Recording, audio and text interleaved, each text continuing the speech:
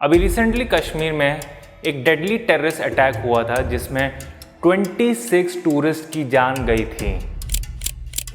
ये इवेंट बहुत ही सैड था, लेकिन कश्मीर का प्रेजेंट जानने से पहले हमें उसका पास्ट जानना ज़रूरी है। इसलिए आज हम बात करेंगे 8th सेंचुरी कश्मीर की। 8th सेंचुरी कश्मीर के बारे में जानने से पहले हमें मोहम्मद बिन कासिम के बारे में जानना ज़रूरी है। मोहम्मद बिन कासिम कौन था? मोहम्मद बिन कासिम उमायद कैलिफेट का एक जनरल था। अब आप पूछेंगे कि उमायद कैलिफेट क्या है?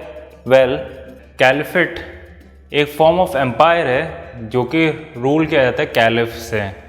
कैलिफ एक तरह से बहुत पॉलिटिकल और रिलीजियस लीडर माना जाता है पूरे मुस्लिम वर्ल्ड का। और जो उमायद कैलिफेट था वो रूल किया करता था उमायद डायनेस्टी। उमायद कैलिफेट सेकंड कैलिफेट था जो कि फॉर्म हुआ था प्रॉफिट मोहम्मद की डेथ के बाद। और उस कैलिफेट का वन ऑफ द जनरल था मोहम्मद बिन कासिम, जो कि था 17 ईयर्स का, बट बहुत ही एफिशिएंट था। उसने 17 ईयर्स की एज में सिंध को कॉन्कर किया था। आप पूछेंगे सिंध को इतनी आराम से कॉन्कर कैसे कर पाए थे? सिंध के जो लोकल रूलर थे यानी कि राजा दाहिर सिंह, वो बहुत ही अनपॉपुलर रूलर थे।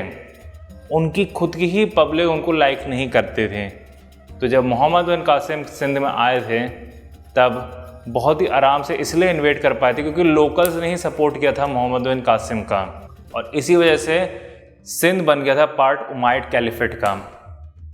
उसके बाद तो मोहम्मद बिन कासिम एक्सपैंड करते रहे। वो लाहौर गए, मुल्तान गए, यहाँ तक कि पंजाब के कुछ एरिया में गए, बट एक एरिया में वो ढंग से कॉन्कर नहीं कर पाए। वो एरिया था कश्मीर। अब आप पूछेंगे कि कश्मीर में ऐसा स्पेशल क्या था जो कि वो कॉन्कर नहीं हो पाया मोहम्मद बिन कासिम से, और ये लाहौर, मुल्तान, सिंध ये सब आराम से हो गए थे।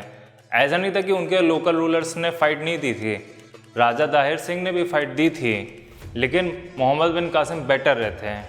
अनलाइक सिंध, उनका जो रूलर था कश्मीर का वो बहुत एफिशिएंट था। उसका नाम था Lalit Aditya मुक्तापिदा।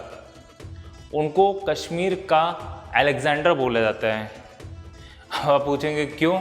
For simple reason, उन्होंने नॉट ओनली कश्मीर को अच्छे से यूनिफाई किया था, उन्होंने एक्सपैंड करने की कोशिश की थी। वो सेंट्रल एशिया भी गए, वो तिब्बत भी गए।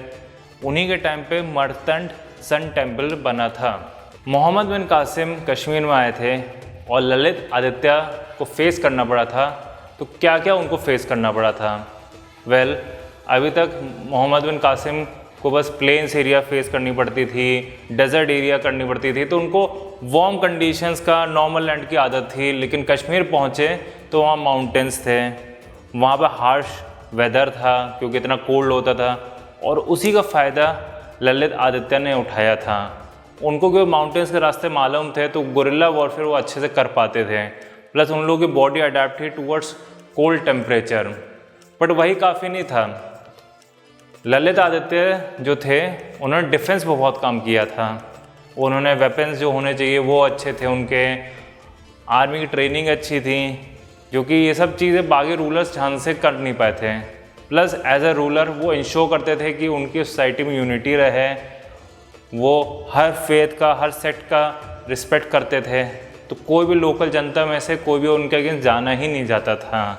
तो इसलिए कश्मीर कभी उमायद कैलिफेट का पार्ट ही नहीं बन पाया, क्योंकि मोहम्मद बिन कासिम फेल हो गए थे कश्मीर को उमायद कैलिफेट का पार्ट बनाने में। वहीं से उनका डाउनफॉल स्टार्ट हुआ था। और अनलाइक सिंध, जहाँ पर वो अपना रूल जमा पाए थे, जिजिया टैक्स लोकल्स पे कर पाए थे, वो सब चीज़ें कश्मीर में नहीं हुई थी।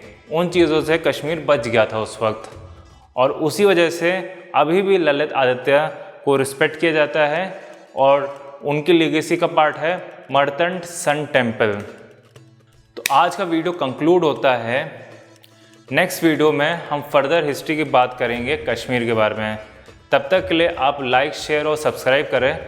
और अगर आपको लगता है कि मेरे फैक्ट्स कुछ गलत हैं, प्लीज़ कमेंट्स में लिखिए। Thank you.